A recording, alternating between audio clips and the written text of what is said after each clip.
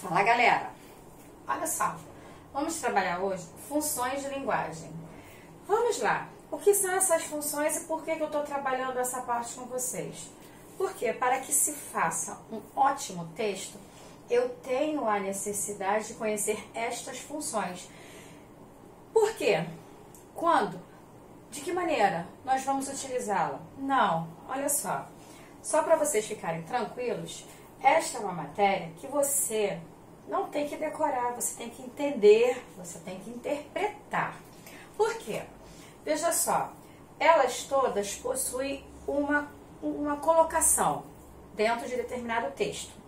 Então, caberá a você identificar esse tipo de função no texto a você apresentado, no que você esteja lendo naquela hora. Por exemplo, eu chamo de funções, o nome da matéria é funções de linguagem, tá? Quando eu penso em função referencial, geralmente, vamos ver, estou me referindo a quê? Referente é um objeto ou a situação que a mensagem se trata. Predomínio em textos científicos e privilegiada nos textos jornalísticos. Bem, suponhamos que eu esteja criando um texto jornalístico, uma reportagem falando sobre algo que eu gosto muito, certo? Para que eu consiga falar sobre isto, o que será necessário? E olha só, ainda faço assim, ó. O que vai ser necessário? Infelizmente, eu tenho que ter conhecimento, ou melhor, felizmente, eu, como ser que habita nesse espaço, eu preciso ter conhecimento geral de tudo, sobre tudo. Então, o que acontece? O que isto influencia hoje pra gente? Vamos lá. Mobilidade urbana é maravilhoso. Isso aqui não é assim não, tá? Mobilidade urbana é maravilhoso. A necessidade em se proteger, principalmente aqui, claro, com as luvas também, é extremamente necessário. E o que acontece? Veja bem, se eu estou falando sobre isto neste momento, eu mexi com vocês, estou me referindo ao tema mobilidade urbana. Com ela, não, essa pequenininha é só um exemplo, né? Que eu ganhei de aniversário. Então, assim, esta aqui eu posso trabalhar com vocês de que maneira? Ao apresentar, eu quero que vocês criem um texto jornalístico falando sobre mobilidade urbana. A maioria de vocês faz uso de uma dessas aqui. Verdadeira, né? Não essa aqui, essa aqui eu ganhei. Então, assim, faz uso dela para poder chegar mais rapidamente na escola. Não precisa gastar combustível, faz bem à saúde, tem vários benefícios, desestressa, é tudo de bom. Vocês sabem que eu tenho verdadeira paixão, né? Então, veja só, quando você trabalha com o referencial, você vai vê-lo onde? Em textos científicos também.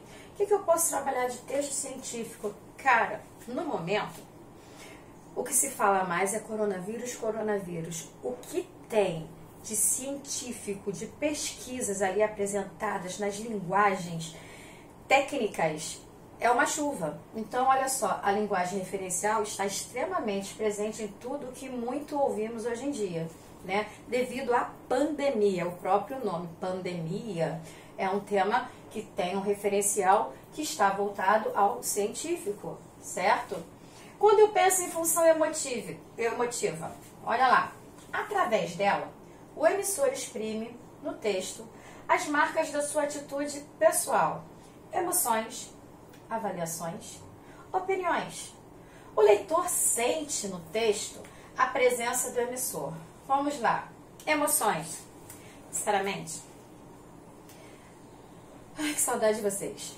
Porque dar aula para vocês, vendo o rosto de cada um, é extremamente muito melhor do que eu ter que ficar olhando para uma câmera. Então, olha, se disser, professora, tá legal, tá feliz? Tá não. E ficar trancada também, convenhamos, não é legal. No entanto, neste momento, faz parte da nossa segurança, da nossa saúde. Então, todos fiquem em casa, certo? Mas muitos podem estar irritados, estressados, cansados de não fazer nada, ou de estudar bastante, tristes, felizes, não tem que acordar cedo, de repente estou acordando tarde, não sei, né? Então, veja, eu tenho as emoções. Avaliações. Como eu posso avaliar este momento? Este momento está crítico, né, no mundo, né? Muitos têm que ficar em suas residências. Eu chamo até de confinados, embora seja a palavra correta, isolamento, né, solicitado, distanciamento social. É uma avaliação que faço que as pessoas que têm consciência, é o que eu acho, ok? Não é o que vocês têm que achar, como eu sempre coloco. As pessoas conscientes ficarão em suas casas. Vocês estudarão de casa. Eu dou aula, como os colegas todos, de casa, né? A maioria, pelo menos aqueles que podem, estão trabalhando em suas casas. A avaliação que eu tenho é que quanto mais estivermos guardados em casa, menos perigo estamos correndo na rua. É uma avaliação minha, tá vendo? Eu estou fazendo uma avaliação.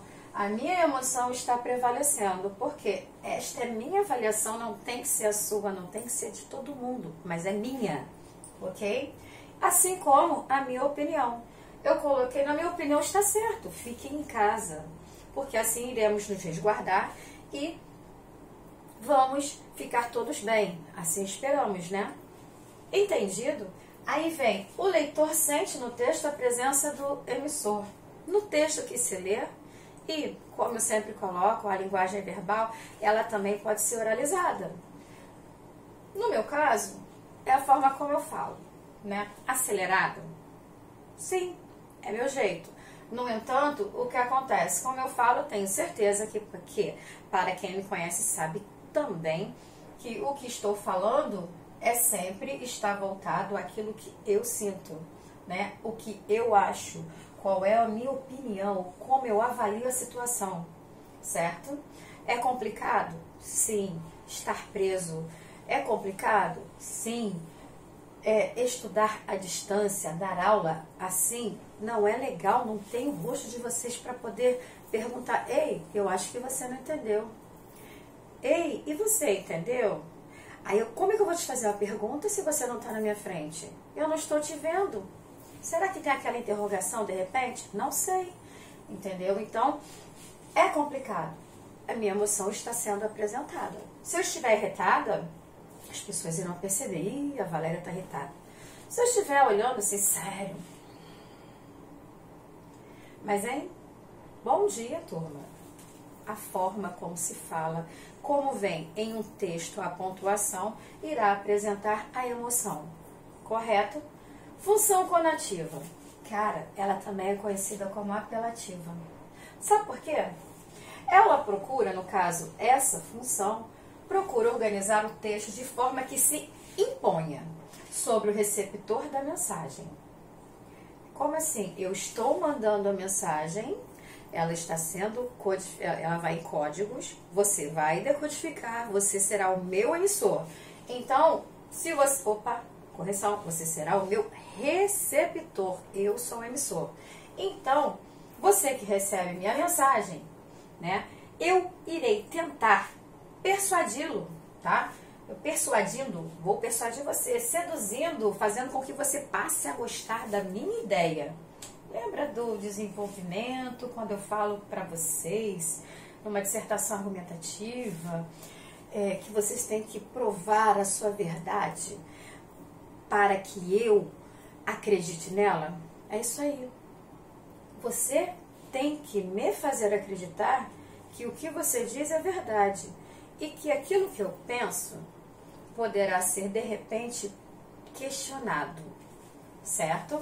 Então, impõe o receptor da mensagem, persuadindo-o, seduzindo.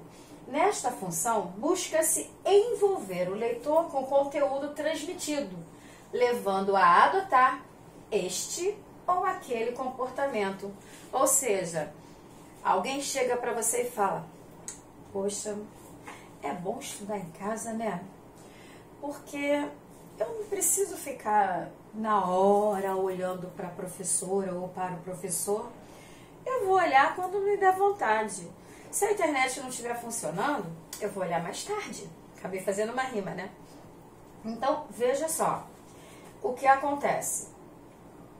É uma forma que você está me apresentando que, de repente, eu posso acreditar, porque, afinal de contas, você vai chegar para o seu colega e falar, é melhor, cara, para a escola, para quê? A gente fica de casa assistindo. Só que aí eu vou contar para você o seguinte, o coleguinha faz de conta, não sei, tô criando, né? Vai chegar para você e falar, não, cara, é muito chato, como é que a gente vai poder brincar com os colegas? Como é que a gente vai zoar?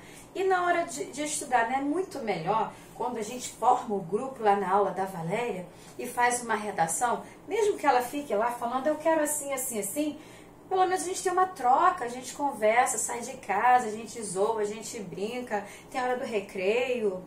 Então, olha só, eu estou apresentando, criando aqui duas situações. Um prefere ficar em casa, o outro prefere ficar com o grupo, junto à sociedade, né? Vamos ver qual a sua ideia, como você pensa, como você vai apresentar isto a alguém. A forma como você irá apresentar, você terá a sua função conativa, também conhecida como apelativa, porque você irá fazer, tentará fazer com que a pessoa acredite que aquilo que você acha ser verdade deverá ser pensado por muitos. Função fática. Ela também é muito conhecida pelos ruídos, rumores também, né? Forma para chamar a atenção, como ei, bom dia! Aula, bora, produção textual, funções de linguagem, presta atenção aqui. Okay. Ah, professora, não, eu tô de cabeça baixada, eu não tô olhando pra tela não, porque eu tô ouvindo, tá aqui, ei, você aí, tá ligado? Presta atenção na matéria, hein? Porque isso daqui tudo estará dentro de um texto, não de vários textos, e você não terá que estudar especificamente cada um.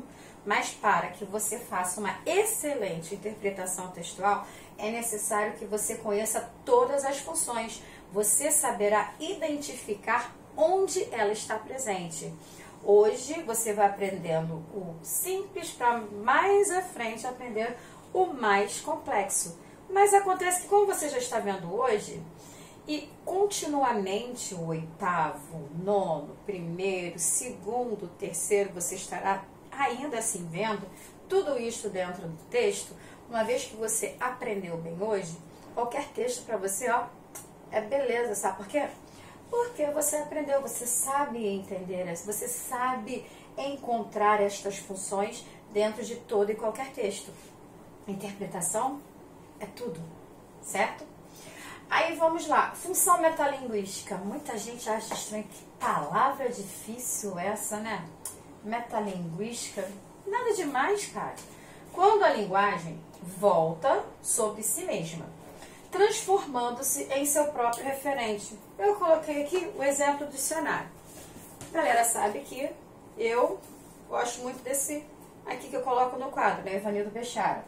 Então, quando eu comento com vocês em sala, que eu tenho os meus livrinhos, né? Olha só, se eu quiser uma expositiva do Celso Cunha, eu tenho a minha gramática expositiva. Eu falei que eu estudei com ele, né? Então, se eu quiser olhar para a minha outra Bíblia, que é a gramática moderna do Evanildo Bechara, eu também tenho aqui. Eu vou mexer com a linguística. Gramática, mas aqui tem muita linguística. Aí, não satisfeita, como eu falei para vocês, que às vezes o dicionário comum é difícil, não é tão simples, eu tenho do Evanildo Bechara também um mini, isso aqui é um mini, tá? Um mini dicionário de língua portuguesa.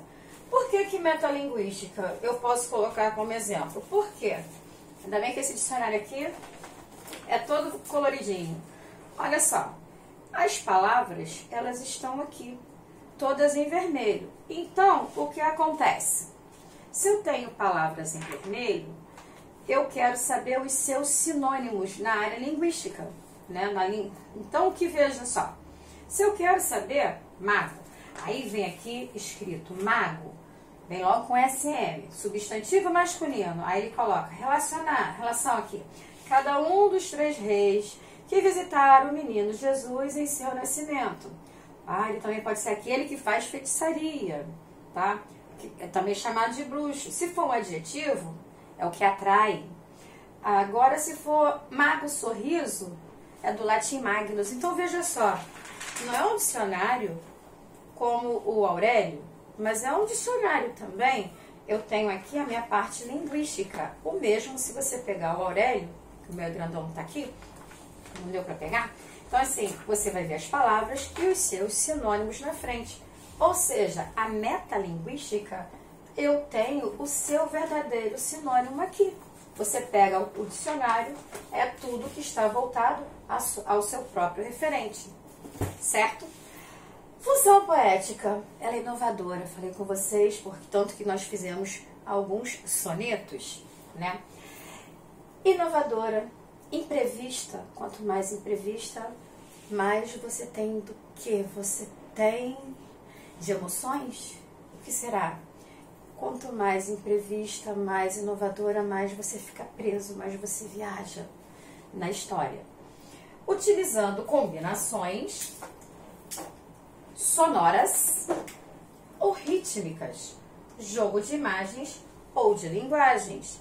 Tanto que eu coloquei a poesia, vocês criaram sonetos em sala, fizeram sonetos sobre o Dia da Mulher, muitos falaram sobre suas mães, e fizeram suas rimas, né, as rítmicas, os sons, fazendo a terminação, aquele mesmo som, tudo bem próximo, para ficar parecido, para parecer uma melodia, para parecer que você está cantando algo. Então, olha só, a função poética você vê geralmente, aqui está nos textos, dentro daquilo que é a poesia, que é a nossa próxima aula, certo? Onde você tem o eu lírico presente, vocês devem ter isso anotado no caderno, né? Porque o eu lírico, quem é ele? É aquele que escreve a poesia, ele fala de si, ou ele observa alguém e fala desse alguém. O eu lírico, ele é inovador, não tem aquela forma, aquela estrutura específica a ser falada. Ele tem aquelas criações a serem apresentadas. Por exemplo, veja só, eu peguei o meu livro, eu tenho algumas bíblias, como eu falo para vocês, né? Alfredo Bossi, História Concisa da Literatura Brasileira. Então, veja bem, aqui eu vou ler para vocês, olha como é que aqui é apresentado os textos.